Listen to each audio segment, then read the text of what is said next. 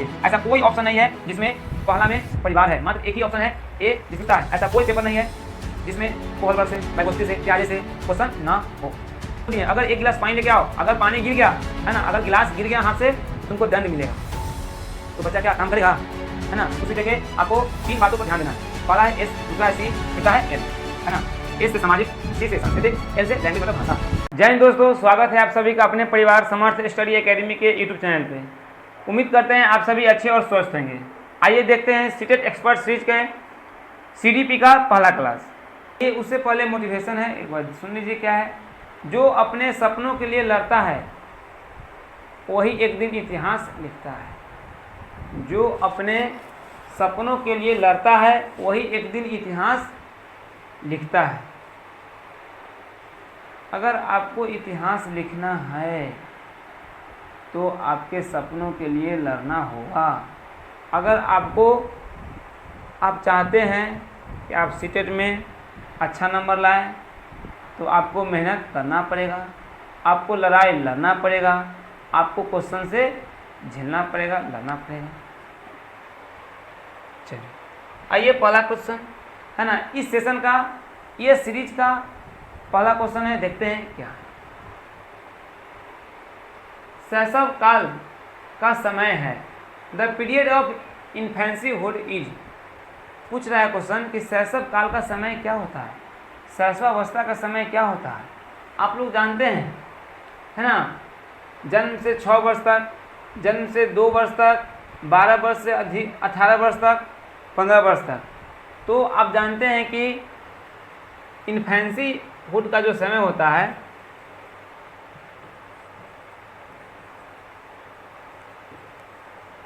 इन्फेंसीहुड का जो समय होता है, जो जन्म से कितना होता है, 2 वर्ष का, जन्म से 2 वर्ष होता है, जन्म से 2 वर्ष। ऑप्शन नंबर कौन हो गया, ऑप्शन नंबर बी। इस प्रश्न का आंसर हो गया ऑप्शन नंबर बी। आप पियाजे का सिद्धांत पढ़िएगा, उसमें स्पष्ट है SPCL, है ना। सेंसरी मोटर, यही हुआ सेंसरी मोटर, है ना। तो क्या हुआ, जन्म से 2 साल। Pre operational, concrete operational, formal operational. आइए नेक्स्ट दूसरा प्रश्न देखते हैं। कराकती विकास की पूर्व संक्रिया अवस्था निम्न में से किसने दिया, है ना। Develop pre operational stage is the stage of development proposed by, किसने दिया। तो पूर्व संक्रिया अवस्था है, विकास के बारे में सिद्धांत किसका है। तो ऑप्शन है कोलर, पियाजे, स्किनर, ब्रूनर। क्या होगा, पियाजे। क्या होगा, पियाजे। पियाजे ने दिया था विकास की पूर्व संक्रिया अवस्था, जिसको प्री ऑपरेशनल स्टेज कहते हैं। प्री ऑपरेशनल स्टेज का अवधि कितना होता है ना, 2 से 6 वर्ष या 7 वर्ष भी होता है। क्या होता है, 7 वर्ष भी होता है। नेक्स्ट, सामाजिक निर्माणवाद के जनक कौन है। जहाँ भी जिस प्रश्न में सामाजिक लग जाए, क्या लग जाए, सामाजिक लग जाए, क्या लग जाए, सामाजिक। आइए समझते हैं। SCL, S से हो गया सोशल, C से हो गया कल्चर,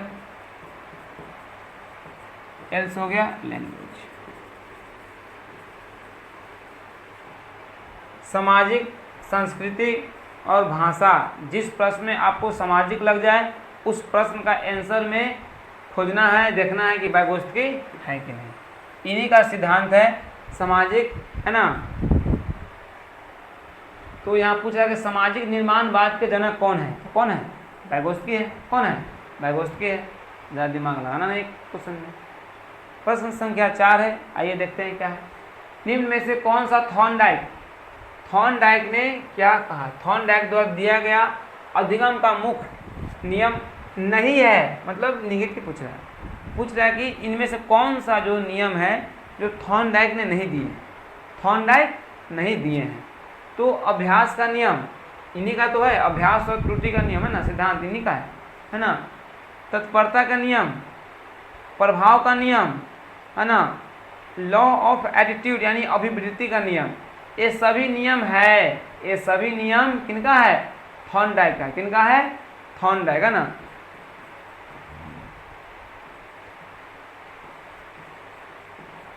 ये सभी नियम थॉर्नडाइक का है। बाद बाकी ऑप्शन नंबर 4 है जो थॉर्नडाइक द्वारा दिया गया नहीं। कोई दिक्कत? नेक्स्ट क्वेश्चन, कौन से कारक अधिगम को प्रभावित करेगा, है ना? इसमें से ऐसा कौन सा फैक्टर है ना, जो लर्निंग को क्या करेगा? प्रभाव डालेगा, है ना, लर्निंग पे प्रभाव करेगा। तो व्यक्तिगत कारक, वातावरण संबंधी कारक, सामाजिक कारक, उपयुक्त सभी। बताइए कराए क्वेश्चन, कौन से कारक अधिगम को प्रभावित करते हैं? तो व्यक्तिगत कारक बिल्कुल सही है, वातावरण संबंधी कारक बिल्कुल सही है, सामाजिक कारक सही है। इसका मतलब है इसका सभी ऑप्शन सही है, ऑप्शन नंबर डी, है ना। ये सभी है जो अधिगम को प्रभावित करता है। नेक्स्ट, बहुबुद्धि का सिद्धांत किसने दिया? बहुत आसान क्वेश्चन है ना। आज का सेशन में 4-5 क्वेश्चन ऐसा है जो डायरेक्ट थ्योरी बेस्ड है, किसने, कौन वैज्ञानिक, कौन सिद्धांत दिया। ये भी ज़रूरत है, पूछता क्वेश्चन है, पूछा हुआ क्वेश्चन है, एक भी क्वेश्चन अलग से नहीं है, सभी प्रीवियस ईयर क्वेश्चन है जो आपके एग्जाम में पूछा हुआ है, आपके प्रीवियस ईयर क्वेश्चन में बिल्कुल है ना। आइए, तो बोला कि बहुबुद्धि का सिद्धांत किसने दिया? Who gave the concept of multiple intelligence. तो आप जानते हैं कि बहुबुद्धि का सिद्धांत उसने दिया जिसका नाम है वैज्ञानिक गार्डनर। क्या नाम है? गार्डनर साहब ने बहुबुद्धि सिद्धांत दिया। बहुबुद्धि सिद्धांत कितने और होते हैं आप बताइएगा, है ना। आपके लिए होमवर्क डाल देते हैं, बहुबुद्धि सिद्धांत कितने होते हैं, है ना। 6 नंबर प्रश्न का आंसर होमवर्क रह जाएगा कि इनके द्वारा दिए गए सिद्धांत कितना है, कितना है? 8। आगे नेक्स्ट, आइए, बहुत अच्छा क्वेश्चन है, बहुत इंपॉर्टेंट क्वेश्चन है, जान लीजिए। इस क्वेश्चन को आप इंपॉर्टेंट कीजिए, है ना, इस बात को जान लीजिए, बहुत वीवीआई क्वेश्चन है। आप जानकर भी अनजान बन जाते हैं प्रश्न में, ना। आप पेपर में जानकर भी अनजान बन जाते हैं।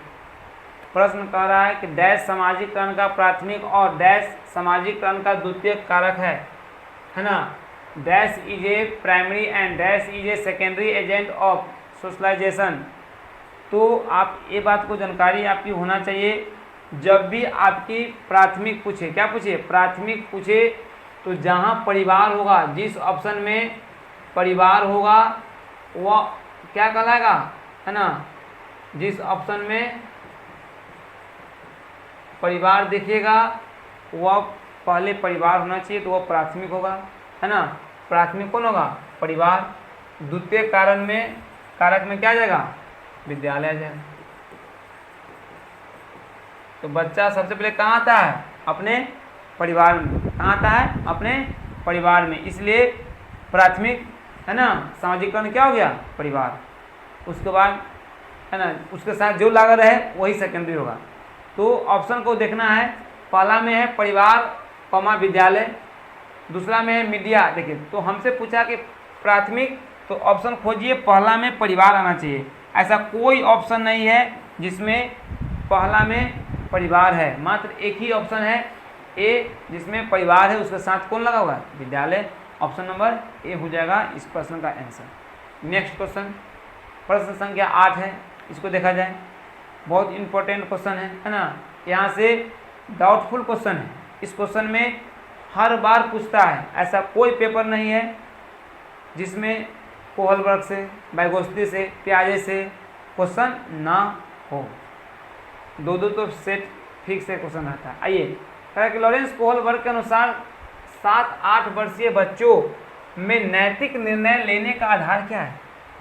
नैतिक निर्णय लेने का आधार क्या है? जानिए, यह कोहलबर्ग ने क्या क्या दिया है? इन्होंने 3 स्तर दिया। क्या दिए? 3 लेवल दिए, है ना। एक लेवल के 2 स्टेज, है ना। तो कितना हो गया? एक लेवल के 2 स्टेज यानी 6 को क्या दिया? अवस्था दिया, है ना, क्या दिए 6 अवस्था दिए, 3 क्या दिए स्तर दिए, है ना, 3 स्तर दिए, 6 अवस्था दिए। तो ये पहला का है ना, ये पहला लेवल में है। कहा करते कि कोहल वर्ग के 7-8 वर्षीय बच्चों में नैतिक निर्णय लेने का आधार क्या है? सामाजिक व्यवस्था बनाए रखना। नहीं, गलत बात है, ये नहीं है। सामाजिक अनुबंध बनाए रखना, दंड और आज्ञा पालन, सार्वभौमिक नैतिक विकास, है ना। तो पनिशमेंट एंड ऑब्डियंस ये हो सकता, यही है ना। आइए समझते हैं कैसे होगा। ऑप्शन नंबर सी क्यों हुआ? तो इस अवस्था में बच्चे को देखिएगा, है ना, जो 7-8 वर्षीय बच्चा है, इसमें अगर आप किसी बच्चे को काम करने के लिए दिए, है ना, मान लीजिए कि आप किसी बच्चे को बोले कि 1 गिलास पानी लेके आओ, और ये भी बात बोल दिए अगर 1 गिलास पानी लेके आओ, अगर पानी गिर गया, है ना, अगर गिलास गिर गया हाथ से तो तुमको दंड मिलेगा। तो बच्चा क्या काम करेगा, है ना, उसे क्या हो गया, दंड हो गया, उसे क्या हो गया, डर हो गया, क्या हो गया, डर हो गया। अब वही चीज़ दूसरा बच्चा को बोलिए कि जाओ बाबू 1 गिलास पानी लेके आओ, तुमको 10 रुपये देंगे, है ना, तो वो पैसे के क्या करेगा, लालच में वो काम को अच्छा से करेगा, है ना, क्या करेगा, काम को अच्छा से ये प्रयास करेगा कि हमसे गलती ना हो। गलती ना होगा तो हमें दंड नहीं मिलेगा, गलती होगा तो दंड मिलेगा। तो दंड और आज्ञा पालन, है ना, दंड और आज्ञा पालन हो जाएगा इसका सी ऑप्शन। आइए नेक्स्ट 9 नंबर क्वेश्चन देखिएगा, है ना।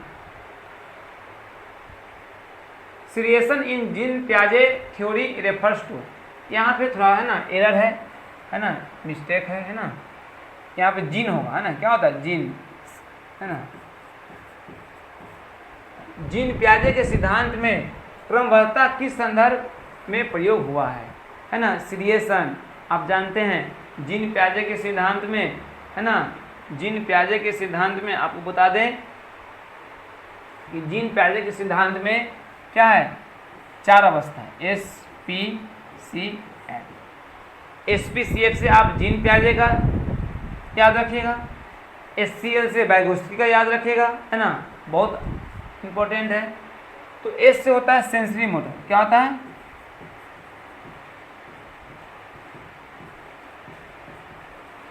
P से होता है प्री ऑपरेशनल,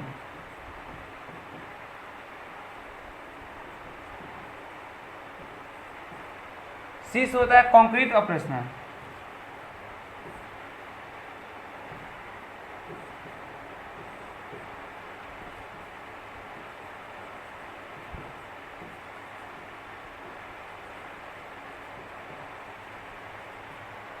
फॉर्मल ऑपरेशनल।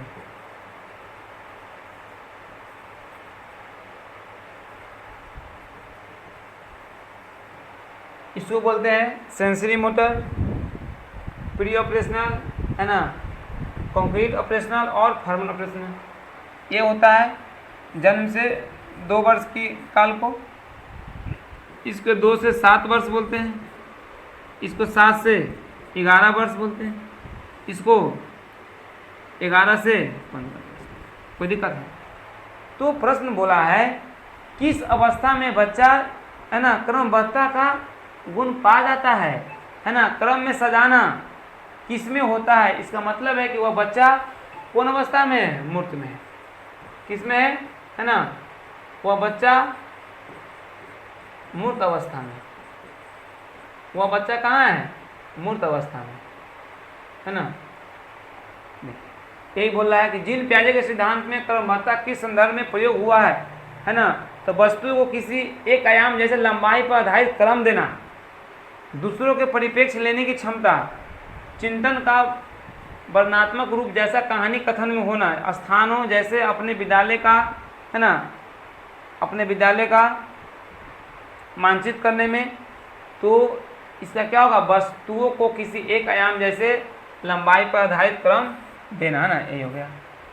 क्या होगा, जीन पियाजे का, है ना, सिद्धांत में क्रमबद्धता में प्रयोग हुआ है। नेक्स्ट, अब लेव वाइगोत्स्की के संज्ञानात्मक विकास के सिद्धांत पर डैश बधाई है। हमने बोला अभी जस्ट कि जहाँ आपको वाइगोत्स्की देखे आप चुपचाप 3 बात को ध्यान रखिए। जहाँ आपको वाइगोत्स्की देखे आपको 3 बातों पर ध्यान देना है। पहला है एस, दूसरा है सी, तीसरा है एल, है ना। एस से सामाजिक, सी से सांस्कृतिक, एल से लैंग्वेज मतलब भाषा, है ना। Social culture language, social culture language. तो आइए लेव वाइगोत्स्की, तो ये तीनों बात कहीं ना कहीं दिख रहा है आपको। तो ऑप्शन नंबर ए में देखिए क्या है, सोशल यानी सामाजिक संरचना। क्या है, सामाजिक संरचना।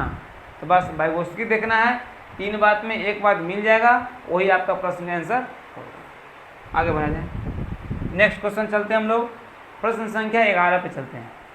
फिर वाइगोत्स्की से है ना, प्रश्न संख्या 11 पे चलते हैं।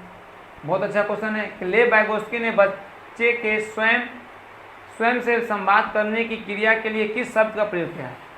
स्वयं से बात करने को उन्होंने क्या कहा, उन्होंने किस शब्द का प्रयोग किया है, आइए देखते हैं।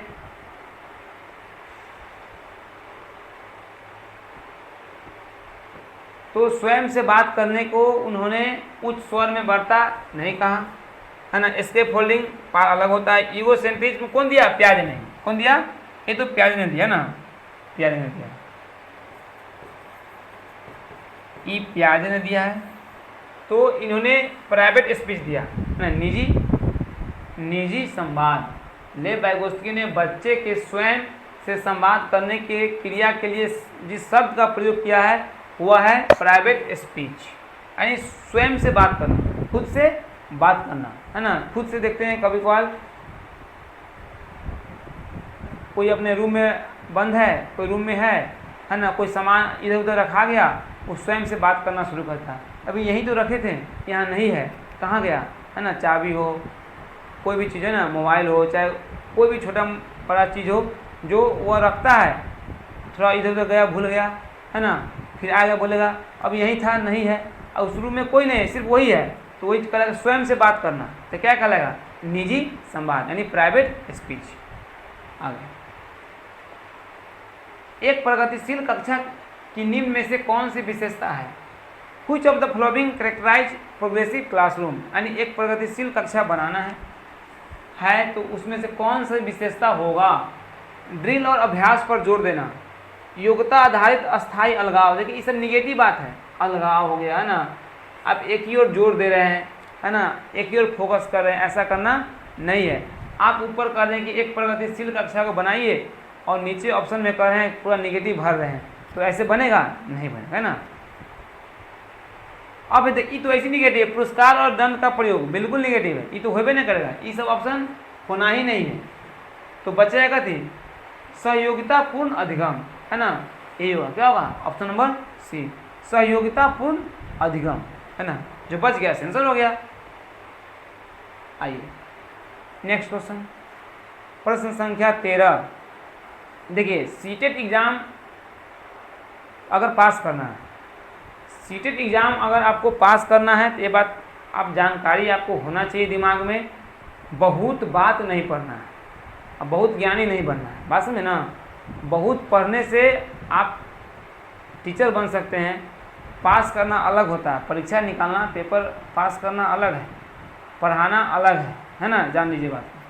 तो अगर आप चाहते हैं, अगर आप चाहते हैं कि हम सीटेट पास करें, अच्छा नंबर से करें, तो कुछ बात है, उस बात को आपको ध्यान रखना होगा, उस बात आपको आना चाहिए, हर विद्यार्थी को आना चाहिए जो सीटेट का एग्ज़ाम देता है, चाहे ये नहीं है कोई एग्ज़ाम देता हो, आपको ऐसा माइंड मैपिंग होना चाहिए कि हम पढ़े क्या है, हम क्या करते हैं, मतलब क्या पढ़ते हैं क्या नहीं पढ़ते हैं। जैसे मान लीजिए कि सीटेट एग्ज़ाम के लिए 5 विषय, जैसे CDP हुआ, मैथ हुआ ना, EVS हुआ, हिंदी हुआ,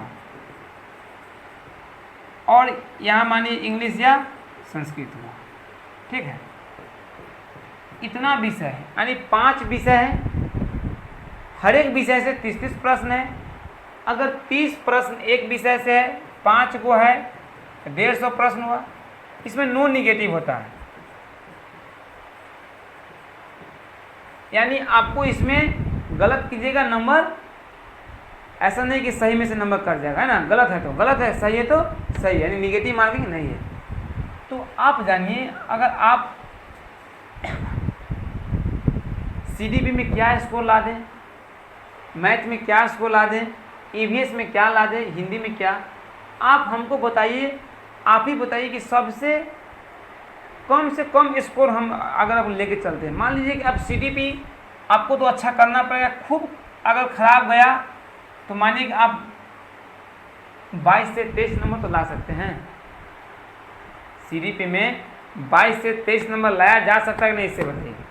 लाने वाले विद्यार्थी 30-30 लाते हैं, 28 लाते हैं, 29 लाते हैं, 27 लाते हैं। हमने लोएस्ट लिखा, मतलब सबसे कम कितना, 23। इससे भी कम लिख दे क्या, बोलिएगा तो इससे भी कम लिख देंगे और आप सीटेट पास कर जाइएगा, बोलिए, है ना। मैथ 15 को बनाने वाला है, तो मैथ के तब डर ख़त्म हो गया, है ना। हाँ, अपना चैनल पे रोज़ क्लास जाएगा, मैथ का डर ख़त्म। तब पर ही मान लीजिए कि बनाने वाला में 1-2 ऑप्शन ना बना, 12 गो बना 15 गो में, 12 गो। उधर आपको पैडागोजी है ना, 15 को पैडागोजी है। चलिए इसमें भी हम मानते हैं खूब खराब जाएगा तो 18 नंबर आएगा, मानिए ना। अरे मानने में क्या जा रहा है, हम मान के चल रहे हैं। हम पास होते हैं कि ना होते वो तो देखते हैं ना, है ना। हम कम से कम लेके चल रहे हैं। ईवीएस कभी अच्छा आता है तो कभी ख़राब भी आता है। ऑनलाइन एग्ज़ाम में ईवीएस ठीक भी था तो बहुतों के लिए क्या था, ख़राब था, क्योंकि मल्टीपल, है ना, शिफ्ट में परीक्षा हुआ था, बहुत सारा क्वेश्चन तैयार करना होता है बोर्ड को, है ना, इसलिए क्वेश्चन उलटफेर होता है। तो इसमें हम मान लेते हैं कि हमको 16 नंबर आ गया। कितना आ गया, 16 नंबर आ गया, हम ध्यान लेके चल रहे हैं।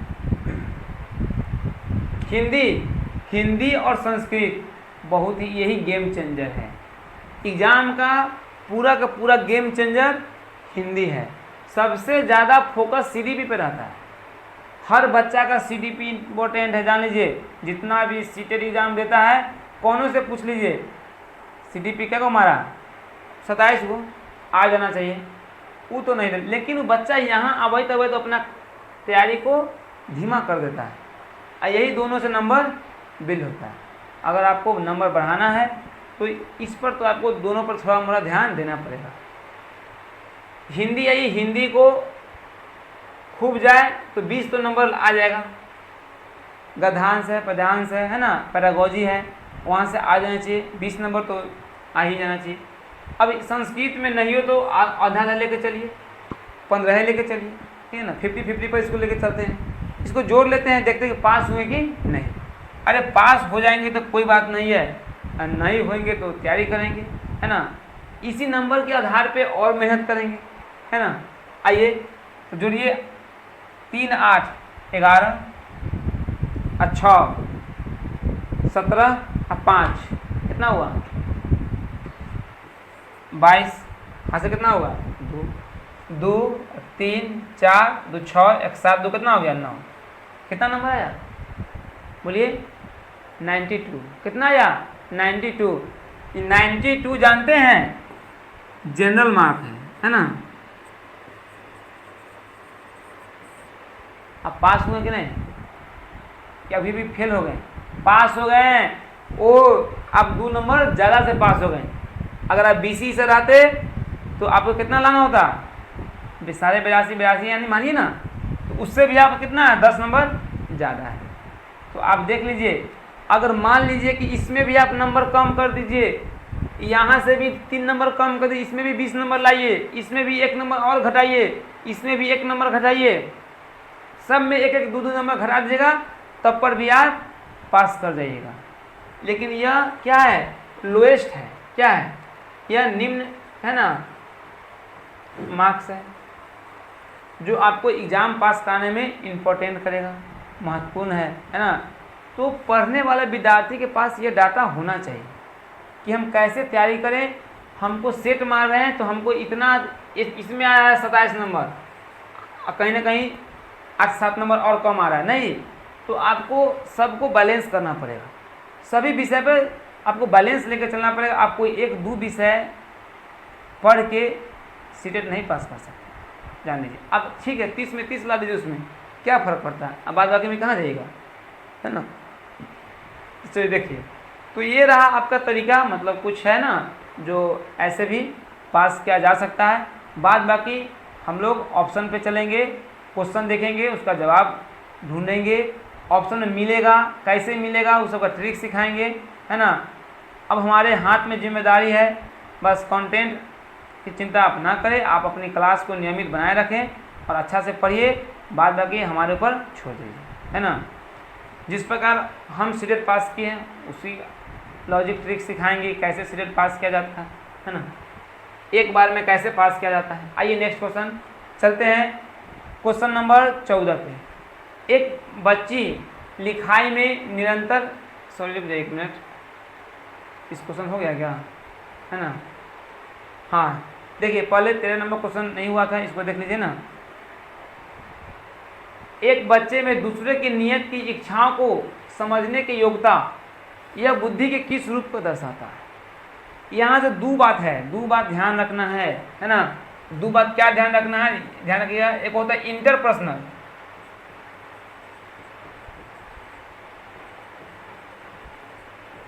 इंटरपर्सनल इंटेलिजेंस से होता है, एक होता है इंट्रापर्सनल।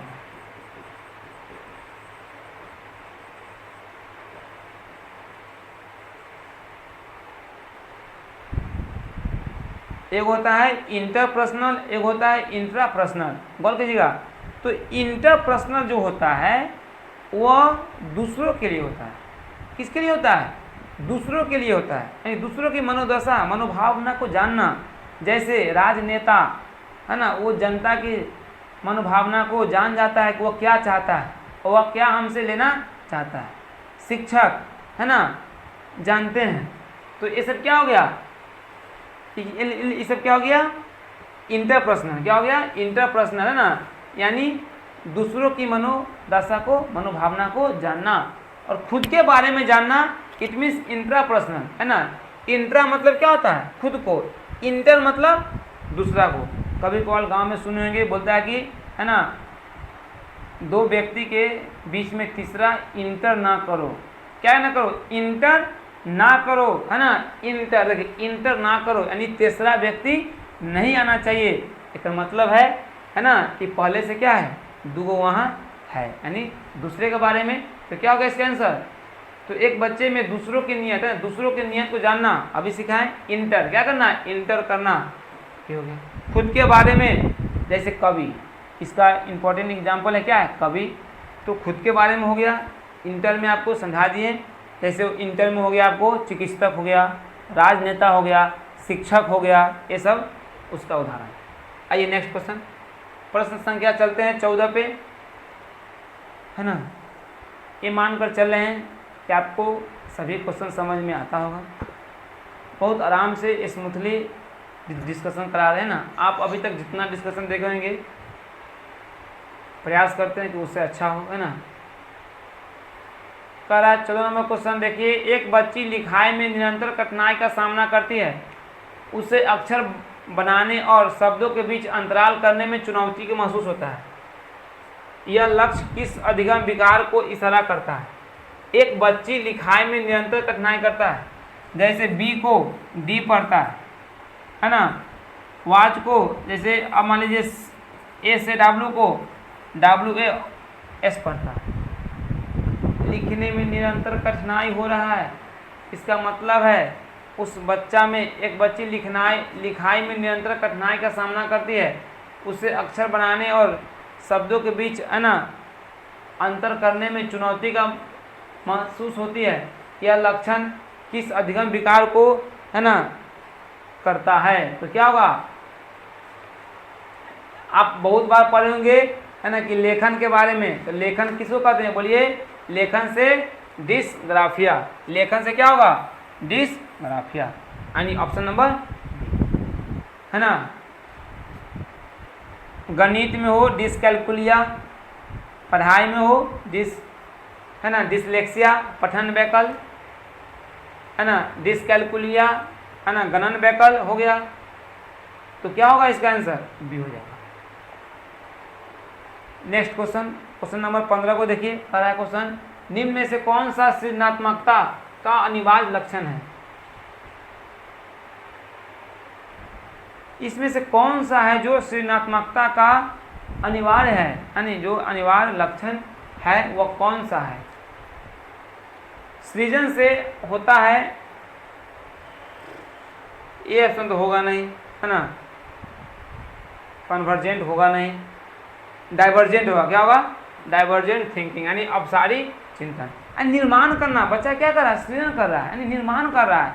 तो निर्माण कुछ में होगा जिसमें बच्चा विभिन्न तरीका से कोई चीज़ को सोच सकता है ना, अपने कौशल से नया नया चीज़ को नवाचार कर सकता है, बना सकता है, एक विषय वस्तु पे तर्क दे सकता है ना। अनेकों प्रकार से उसको एग्जाम्पल यानी ओपन इंडेड क्वेश्चन के रूप में भी सोच सकता है। अब सारी चिंतन का एग्जाम्पल हो गया।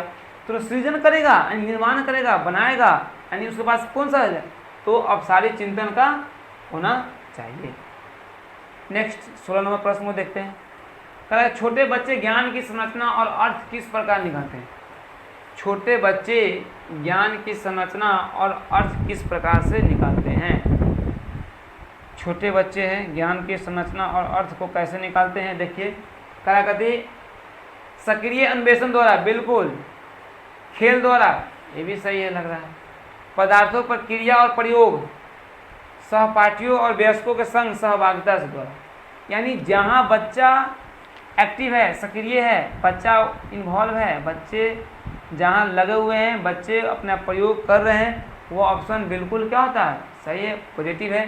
देखिए, सहपाठियों और वयस्कों संग सहभागिता, यहाँ ये बच्चा क्या है? बोलिए, है ना, interaction with peer and adult के साथ क्या जुड़ के अपना सीख रहा है, पढ़ रहा है। एक्टिव ऑन मटेरियल्स एंड, है ना, एक्सपेरिमेंटिंग, यानी वहाँ भी कर रहा है, पदार्थों पर क्रिया भी दे रहा है और प्रयोग भी कर रहा है। प्रयोग लगना, प्रयोग करना वो तो बहुत इंपॉर्टेंट होता है। प्रयोग करना क्या होता है? बहुत इंपॉर्टेंट होता है और पॉजिटिव होता है। खेल द्वारा, बच्चा, बिल्कुल सही बात है ना। सक्रिय अन्वेषण, वो सही, यानी ऑप्शन नंबर सब सही, यानी 1 2 3 4 सभी सही है, यानी ऑप्शन नंबर डी हो जाएगा इसका आंसर। नेक्स्ट, निम्न में से अधिगम की कौन सी दशा पर विद्यार्थियों में सबसे अधिक बल देना चाहिए? निम्न में से अधिगम की कौन सी दशा पर विद्यालयों में सबसे अधिक बल देना चाहिए?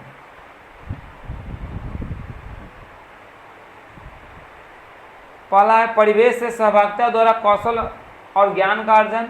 देखिए, विषय वस्तु को रटना, इसे निगेटिव है ना, निगेटिव पॉजिटिव आपको लिखा दिया जाएगा, उसको ध्यान देना है। आप ये मानकर चलिए, आप अगर 5 क्लास 7 क्लास देख लेते हैं तो एक समय आएगा कि लगभग 30 क्वेश्चन में आप 18 से 19 क्वेश्चन बिना क्वेश्चन पूरा पढ़े आंसर दे सकते हैं। ये भी बात आप ये ध्यान रखिएगा। दूसरों का निष्क्रिय अनुकरण, नकल करना, ये भी क्या है? निगेटिव। क्वेश्चन पूछा, पॉजिटिव है, ऑप्शन निगेटिव है, पहले छांट दीजिए। उद्दीपन, अनुक्रिया, संभव व्यवहार का अनुबंधन, ये नहीं होगा, है ना। तो क्या होगा? परिवेश से सहभागिता द्वारा कौशलों का ज्ञान अर्जन करना, इसे क्या भारी इंपॉर्टेंट है और बात बहुत बड़ा पॉजिटिव है, इसलिए पूछा पॉजिटिव है, आंसर भी खोजिए positive. A is the right answer हो जाएगा ना इसका। 17 का ए। 18 नंबर देखिए, अगर विद्यार्थी अपने कार्य की सफलता को आंतरिक कारणों पर आरोपित करते हैं, उनमें डैश की भावना उत्पन्न। आप कोई काम को कर रहे हैं और उसमें आप सफल हो गए, तो इसका श्रेय क्या जाएगा? आप खुद काम करें कि अगर विद्यार्थी अपने कार्यों की सफलता को आंतरिक कारण पर, यानी आप इंटर मोटिवेशनल है, क्या है? इंटर मोटिवेशनल है। आप पैसे के लिए नहीं पढ़े हैं, आप एग्ज़ाम पास होने के लिए, मतलब कंपटीशन नहीं होता है कि उसको दिखा कर कि उससे हमको ज़्यादा नंबर लाना है, इस तरह से आप नहीं पढ़े हैं। आप खुद से अंदर से क्या है? मोटिवेट है ना। आपको इंटरनल मोटिवेशनल मिला है, आप खुद से किए हैं कोई काम, उसमें आप क्या है? सफलता मिला। कारण क्या था? आंतरिक कारण पर आरोपित है, तो उसमें क्या मिलेगा आपको? गर्व मिलेगा। क्या मिलेगा? गर्व मिलेगा, है ना। नहीं कहता हमें गर्व है इस काम पे, क्योंकि हमने इस काम को सफल बनाने के लिए 100% योगदान दिया है ना। कोई बड़ा बात। जीन पियाजे के संज्ञानात्मक विकास के सिद्धांत के अनुसार मूर्त संक्रियात्मक, है ना, चरण में बालक निम्न में से क्या कर पाने के योग होता है? मूर्त संक्रियात्मक मतलब होता है फॉर्मल स्टेज या कंक्रीट, है ना। तो मूर्त लग गया मतलब कंक्रीट, क्या हो गया, कंक्रीट, है ना। बिल्कुल यहाँ कहा होगा ना, हाँ ठीक है, चिल्ड्रेन द ऑपरेशनल स्टेज, है ना। तो इसमें बच्चे को कौन सा योग हो जाएगा, मतलब बालक है जो क्या करने के लिए योग हो जाएगा, इसका मतलब ये समझिए कि बच्चा अगर इस अवस्था में है तो 10, 9, 8, 7, 6 यानी ऐसे में 10 से लेकर, है ना, नीचे तक का गिनती उल्टा गिन सकता है ना। इसमें इसको प्रतिवर्तन, है ना, रिवर्सिबिलिटी का गुण आ जाता है, यानी इसमें इसका रिवर्सिबिलिटी का योग्यता मिल जाती है, योग्यता करने के इसमें सक्षम है। परिकल्पना आधारित निगमनात्मक तार्किक चिंतन नहीं, इसमें नहीं होगा। अमूर्त चिंतन नहीं, अब्स्ट्रैक्ट थिंकिंग इससे ऊपर में जाएगा, है ना। प्रतिज्ञापित चिंतन ये सब नहीं होगा, लेकिन ये हो जाएगा, है ना, यानी तर्क देना शुरू कर देगा, है ना।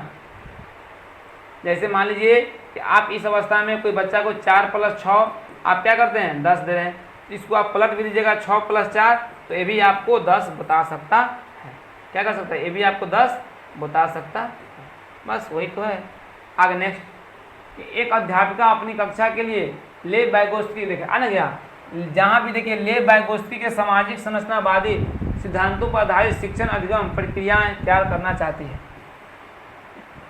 उसे निम्न में से किसके उपयोग से बचना चाहिए, बचना चाहिए यानी किससे, निगेटिव पूछा है। ऐसा कौन सा उपयोग होना चाहिए, है ना, जिससे बचना होगा ना, ताकि वाइगोत्स्की का सिद्धांत अच्छा है। देखिए करा के सामाजिक संदर्भों पर आधारित शिक्षण अधिगम अनुभवों की डिजाइन करना, विद्यार्थियों के अधिगम प्रयास का गहन अवलोकन करना, अधिगम के आकलन के लिए मानकीकृत, देखिए मानकीकृत परीक्षा लग गया, क्या हो गया, निगेटिव है। आवश्यकता के अनुसार पार का प्रयोग, यानी आवश्यकता के अनुसार,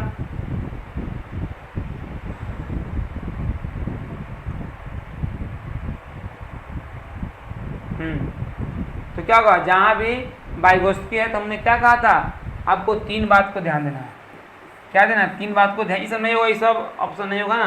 आवश्यकता के अनुसार मतलब काम पड़े तो खोजना है, नहीं तो नहीं खोजना है, ऐसा बात नहीं है। कहा कि एक अध्यापिका अपनी कक्षा के लिए लेव वाइगोत्स्की के सामाजिक संरचनावादी सिद्धांतों पर आधारित शिक्षण अधिगम प्रक्रिया तैयार करना चाहती है, उसे निम्न में से, अच्छा सॉरी इस क्वेश्चन को निगेटिव पूछा है ना, निगेटिव पूछा है तो आपको जवाब भी निगेटिव होना चाहिए ना, किससे बचना चाहिए। तो हम लोग अभी आंसर दे रहे थे पॉजिटिव, है ना, पूछा है क्या, निगेटिव। यही होता है परीक्षा में, यही होता है एग्जाम हॉल में, यहाँ ले जाएगा ना कम, बचना, है ना, ये सब वहाँ नहीं ध्यान दीजिएगा, आप खोजिएगा, क्या हो जाएगा, गलत हो जाएगा। तो बताइए कौन सा इसका आंसर हो जाएगा, अधिगम के आकलन के लिए मानकीकृत परीक्षाओं का इस्तेमाल, है ना, ऑप्शन नंबर सी, क्या हो जाएगा, यही, क्योंकि पूछा ही निगेटिव है, निगेटिव में क्या हो जाएगा, इसका ऑप्शन हो जाएगा, है ना। आगे नेक्स्ट 21 नंबर क्वेश्चन देखा जाए, निम्नलिखित में कौन सा चरण लॉरेंस कोहलबर्ग द्वारा दिए गए नैतिक विकास के सिद्धांत में शामिल नहीं है। इन्होंने जो चरण दिया है इस ऑप्शन में नहीं है, उसको खोजना है, बिल्कुल, है ना। पारंपरिक चरण दिए हैं, कन्वेंशनल स्टेज इन्होंने दिया है, पोस्ट कन्वेंशनल स्टेज बिल्कुल उत्तर पारंपरिक दिया है, प्री कन्वेंशनल इन्होंने दिया, 3 वो दिए, लेकिन ये अपारंपरिक, है ना, नहीं दिए, अपारंपरिक नहीं दिए, है ना। पूर्व पारंपरिक, पारंपरिक और उत्तर पारंपरिक इन्होंने दिए। आगे नेक्स्ट 22 नंबर क्वेश्चन को देखेंगे हम लोग। करा कथी लेव वाइगोत्स्की ने अपने सामाजिक संरचनावाद सिद्धांत में निम्न में से किसे विद्यार्थी में अधिगम को सुसाध करने हेतु उपयुक्त बताया है ना। तो उपयुक्त बताया है क्या है, तो वाइगोत्स्की है, अभी जस्ट बोले कि जहाँ वाइगोत्स्की है, देखिए यहाँ पे अहस्तक्षेप लग गया, इसलिए क्या हो गया, निगेटिव हो गया, रट कर याद करना निगेटिव हो गया, है ना। गैर संदर्भित पाठ्यक्रम क्या हो गया, तो क्या होगा, पीयर, है ना, तो सहकर्मी सहयोगता, है ना, सहयोग से, पीयर ग्रुप, पीयर कोलैबोरेशन, है ना, ये सब क्या हो गया, पॉजिटिव हो गया, ए ऑप्शन हो जाएगा, क्या हो जाएगा, ए हो जाएगा। नेक्स्ट 23 नंबर क्वेश्चन है, आज हम ये मानकर चल रहे हैं कि आज आपको बहुत सारा क्वेश्चन वाइगोत्स्की पियाजे से देखने को मिला होगा, है ना। इसलिए रखा गया था क्वेश्चन को, ताकि आपको इससे बनने वाला क्वेश्चन डाउट आने वाला क्लास में आपको डाउट नहीं, है ना।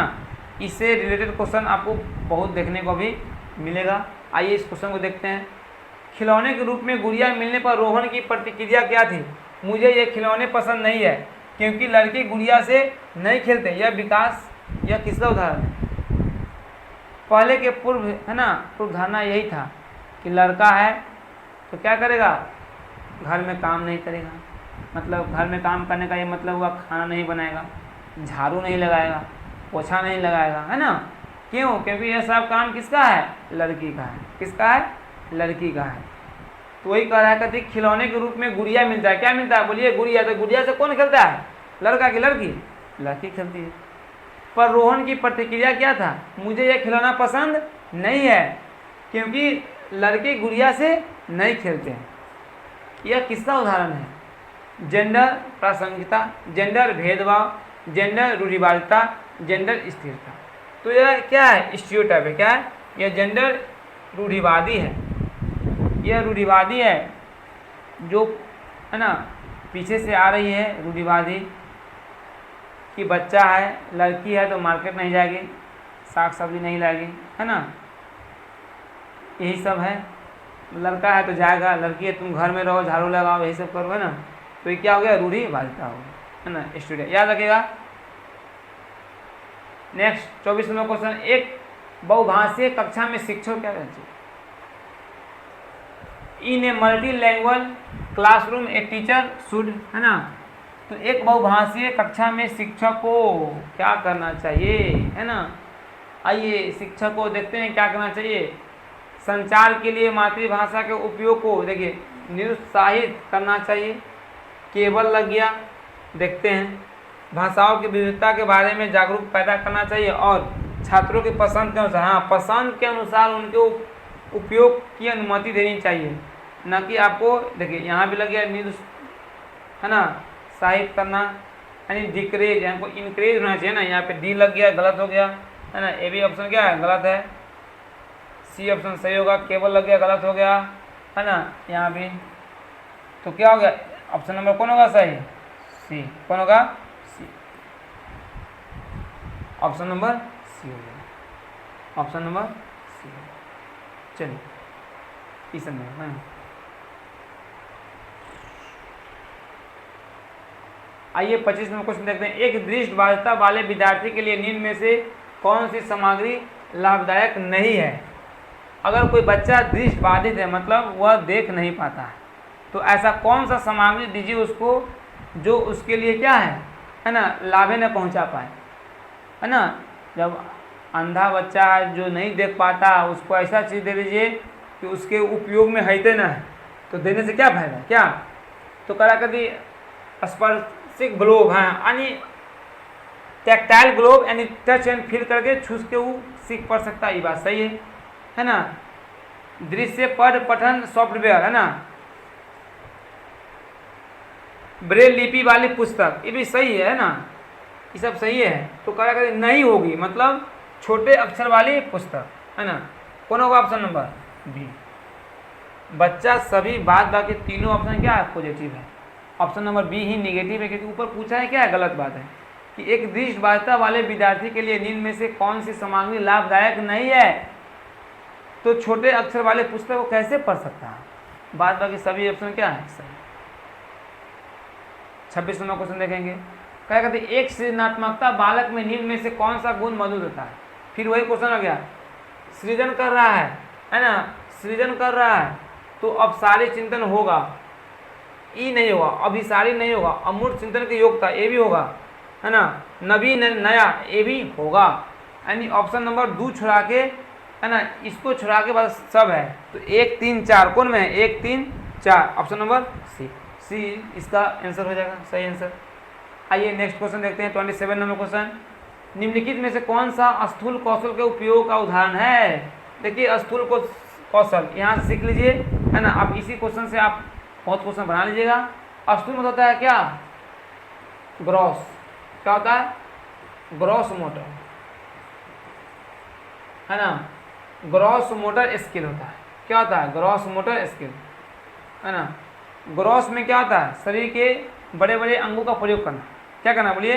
अंगों को, बड़े बड़े अंगों का प्रयोग करना, है ना। एक होता है फाइन मोटर, फाइन मोटर, है ना। आप जानिए बात को, एक मटर की अंगुलियों से दबाना, ये फाइन का उदाहरण है। किताब के पन्ने पलटना फाइन का उदाहरण है। पेंसिल पकड़ना, ये सब फाइन मोटर का उदाहरण है। यानी फाइन को बोलते हैं हिंदी में सूक्ष्म गति। क्या बोलते हैं? सूक्ष्म गति। तो बच कौन गया? एक पैर पर संतुलन करना, यही हो गया किसका? स्थूल कौशल का उदाहरण। आगे बढ़ेंगे हम लोग। क्या कहते हैं? विकासात्मक परिवर्तन किसका परिणाम है ना। आप जानते हैं डी बराबर क्या होता है? एच गुना ई। क्या होता है बोलिए? एच गुना ई, यही दोनों का कारक होगा। तो आनुवंशिकता और पर्यावरणीय परिस्थितियों का अनूठा क्या है? संयोजन है। किसी व्यक्ति को केवल लग गया?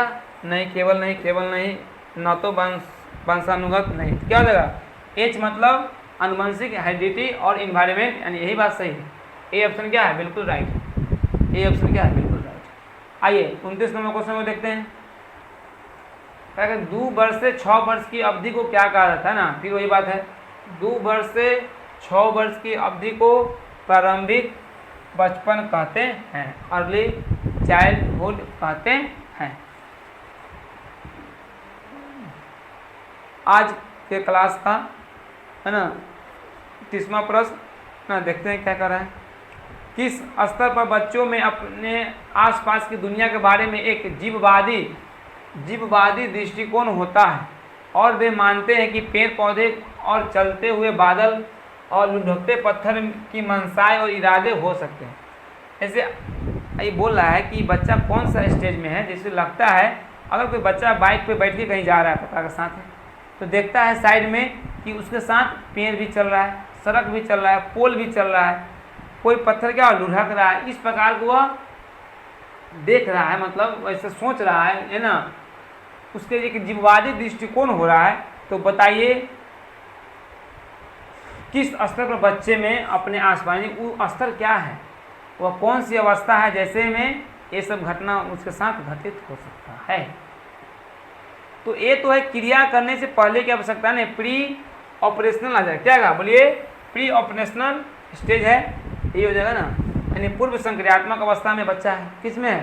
पूर्व संक्रियात्मक अवस्था में बच्चा है। जैसे जीववादी, जैसे बच्चे को मान लीजिए कि अगर किसी बच्चे को चोट लग गया, है ना, अगर किसी बच्चे को कहीं दीवार में, कुर्सी पे, है ना, कहीं टेबल पे कहीं चोट लग गया, तो बच्चा रोना शुरू कर देता है।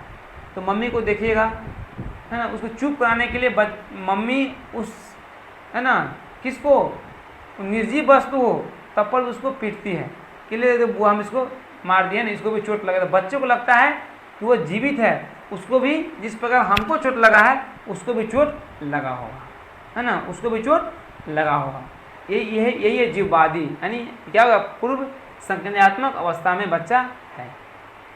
अच्छा 31 नंबर क्वेश्चन है ना, एक बाल केंद्रित कक्षा में बच्चे, है ना, in a child centred classroom children, एक बाल केंद्रित बच्चा, है ना, एक बाल केंद्रित कक्षा में बच्चे का क्या भूमिका है। देखिए निष्क्रिय लग गया, है ना, निष्क्रिय नकचली, इसे होगा नकलची, इसने होगा ज्ञान के निर्माण में सक्रिय रूप से लगे हुए, ब्लैक बोर्ड पर उत्तर की प्रतिलिपि बनाने के लिए अधीर होना, केवल लग गया, निगेटिव हो गया। बच्चा बाल केंद्रित शिक्षा, है ना, ज्ञान के निर्माण में सक्रिय रूप से क्या है? लगे हुए हैं। क्या हुए? लगे हुए हैं। पॉजिटिव है, बी ऑप्शन हो जाएगा इसका आंसर। तो ये आज के क्लास का, आज के सेशन का अंतिम प्रश्न था। उम्मीद करते हैं ये सेशन आपको बहुत अच्छा लगा होगा। जो आपको इम्पोर्टेंट क्वेश्चन कराया गया था ना, जो आपको एग्जाम के लिए बहुत उपयोगी है। थैंक्स फॉर लर्निंग, है ना, जुड़िए समर्थ स्टडी एकेडमी से। और वीडियो अच्छा लगे तो लाइक, सब्सक्राइब, शेयर कर लीजिए, है ना। चलिए बहुत बहुत धन्यवाद। आज का समय है।